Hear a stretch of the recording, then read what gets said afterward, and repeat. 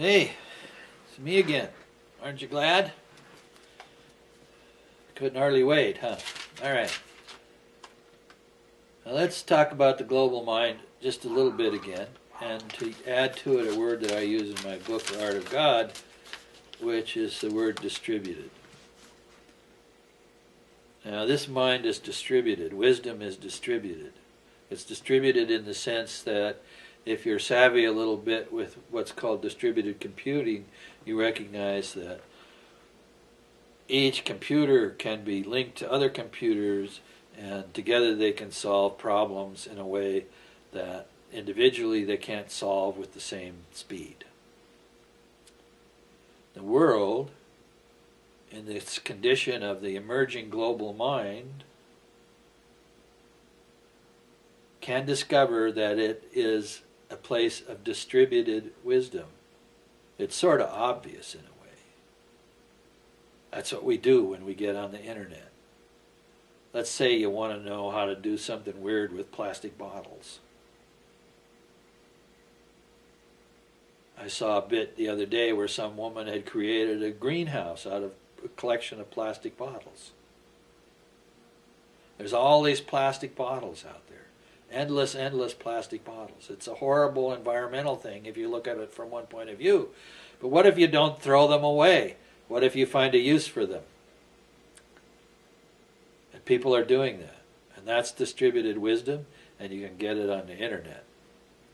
And of course, I'll get a little later into the library and why we need to save what's on the internet and get it out of the servers that can be attacked. Okay. Now, one of the things that's true about the world is, let's call it the increasing of social chaos.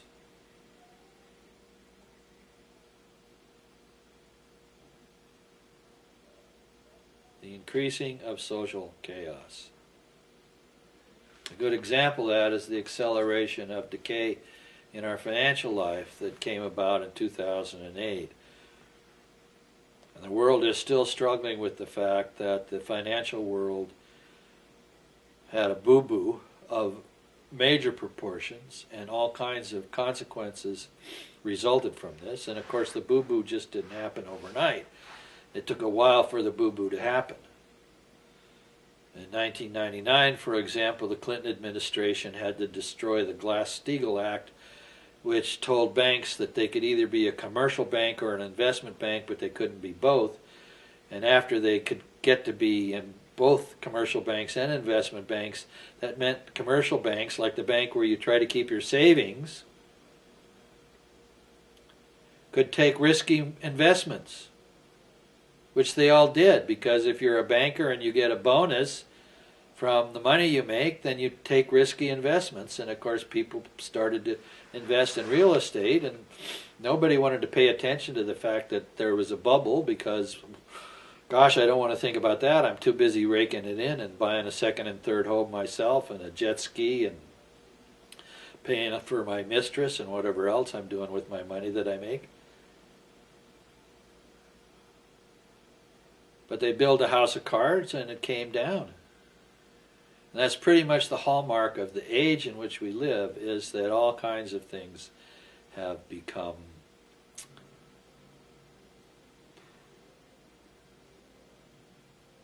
weak, confused, fragile, dangerous. And the reason this is because things wear out. You can have a social structure and it goes along fine, and then after a while it really can't do anything anymore because it's so busy being traditional and rigid and inflexible that it can't adapt to new conditions, and the next thing you know, there you are. Everything is falling apart. Doesn't make any difference what institution you look at. Any kind of institution today that is not really concentrating on what it means to be alive and not being adaptive consciously and not letting itself change is going to run up against a certain law, which is that people change. this is a tricky thing. We're going to get into that more later. I'm just bringing the idea forward that if you look at the world today, you can observe social chaos. And if you look at the social chaos, and that's talked again about in this book in detail. I know I'm not harping the book. You can read it for free, so it doesn't make any profit for me. But the fact is that's an aspect of reality. So if you're going to have a theory of everything, you need to be able to explain the world. Your evolutionary biologist, he really can't explain it. He has a theory, but he can't explain it. Your Big Bang cosmologist, he can't explain it either. He's so busy trying to tell you what happened in the first 1/1,000,000th of a nanosecond of his idea of the Big Bang and trying to prove that there's a God particle and all this other weird stuff. You ask him, oh, by the way, why is North Korea being so crazy? I don't know. I don't know. You say, why is the priesthood in the Catholic Church so weird over the sex stuff? This is your theoretical physicist again. Well, I don't know. Maybe people don't have the right morals. I have the right morals. And, of course, if you're somebody like Sam Harris, you say, well, we scientists, we're going to be able to produce a moral view of the world, which is going to be universal and everybody's going to accept it. And then, oh my God, the amount of idiocy that's transpiring and coming out of scientists who step outside their discipline and think now because they're smart at that, they ought to be smart about everything. We got Bill Gates, who basically was smart at being a thief of other people's ideas, wandering around the world trying to do good things with all his money. Maybe he feels guilty about it, and he probably is accidentally doing some good things. But if you follow what Bill Gates is doing in education, it's a mess. He doesn't know anything about education. He's got no business messing with things outside what he really knows.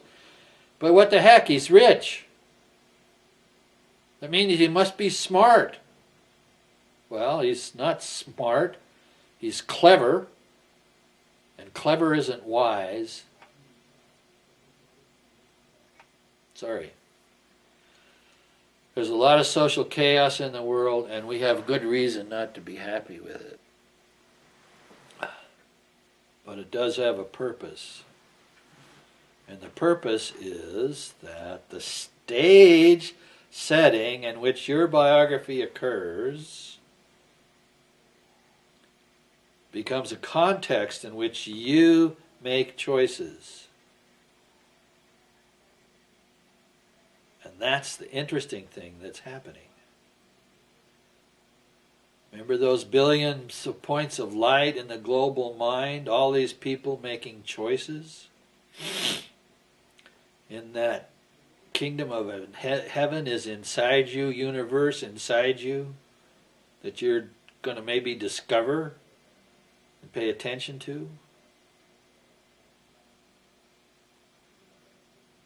That's a real place.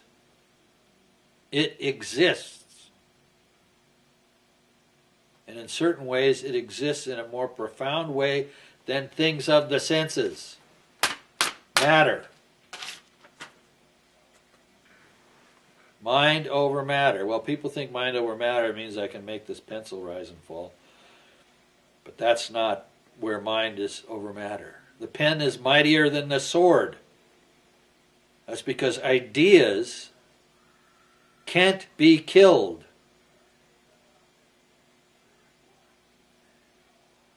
The idea of democracy and political freedom cannot be killed. Regardless of how hard people have tried to oppose the Arab Spring, that stuff is not over. People had a taste. Those processes just take time. And during that period of time, people are changing on the inside. They are waking up, not sleeping. They are remembering, not forgetting. They are choosing sanity over madness.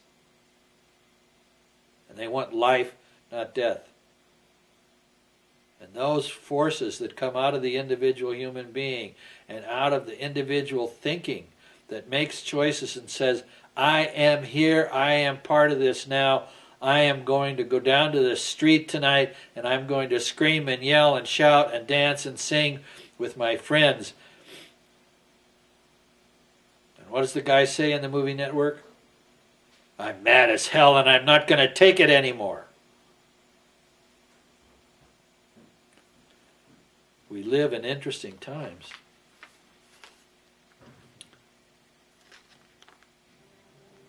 All right. What am I doing for time here? 12:40. I could say a couple things more. What have we been talking about? Well, we've been talking about the stage setting, which is sort of what you see on the news when it generalizes and says da da da da da da da over in Korea da da da da da da, and then they switch to another thing and they tell you this story. Down in Texas today, somebody killed a prosecutor. Well, the language they use is the stage setting, but the fact is what you're looking at is karma. A lot of this news, which focuses on the celebrities and the people that are getting killed and the weird crap that happens, is about karma. And I don't necessarily mean, for example, that when those children got shot, that was their karma, as in their destiny, as is unavoidable and terrible. Karma is a profound idea, and it doesn't excuse anybody of anything. It actually does the opposite of that. We create new karma all the time. So when a crazy person goes into a school and kills a lot of children. So you have to think about the news differently. You have to recognize that it's stories, which is what they call it. The newsman goes out and he wants to write a story. But don't confuse the story with the truth. You have to sit there and use your own mind and think about what you're experiencing on the news and say, oh, this story is about individuals and it's telling me something about their life and their karma. And this story is about the stage setting and it's telling me some weird things about the way the world is organized in a massive scale.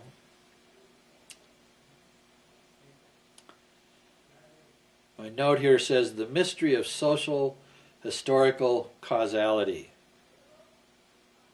Well, let's just end this section and raise that as a question.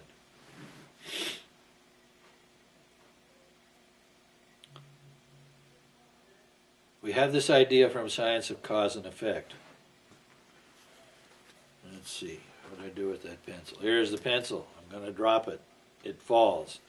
Why did it fall? Because of gravity? Well, it couldn't do that until I let go of it, right? And I had to let go of it for a reason. So when we look at history, we try to imagine the reasons people do things. In fact, that's the great question with gun deaths and stuff like that. What's the reason? What's the reason? And sometimes there is no reason, or we have, as we understand, somebody who went crazy instead of being sane. There are a lot of mysteries here. Let's pause for a minute and come back.